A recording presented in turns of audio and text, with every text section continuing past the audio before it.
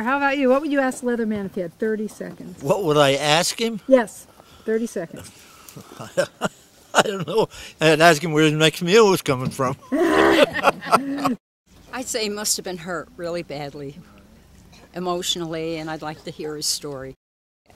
I would ask him why he didn't speak to people and where he came from. He'd walk creak, creak, creak, no matter what the weather. He'd walk creak, creak, creak, in 60 pounds of leather. He'd walk creak, creak, creak. He'd stop but never stay, but he'd return every 34th day.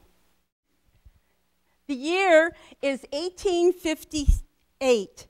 Harriet Beecher Stowe's novel, Uncle Tom's Cabin, would help ignite a country into an American Civil War. In Harwinton, Connecticut, people report seeing a man tramping down Wildcat Road and Hill Street in an outfit all of leather. This marks the beginning of the legend of the Leatherman. Many local newspapers reported on his travels in western Connecticut. This is one map of his supposed journey. Through Ridgefield, at the Sarah Bishop Cave, Woodbury, the Watertown Rock House, Plymouth at Indian Jack's Cave, Bantam and Goshen, New Hartford at Wildcat Den or Table Rock, Harwinton at the Indian Cave, Burlington at Torrey Den, Bristol at Indian Rock, Hamden, New Canaan.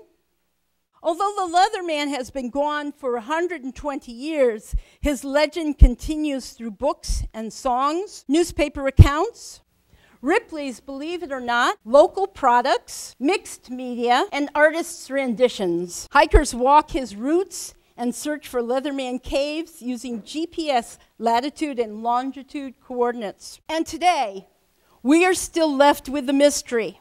School children today hear his story, celebrate his existence, and use him as an example of diversity, anti-bullying, and the 3 R's: reduce, reuse, and recycle, because he was a thrifty conservationist.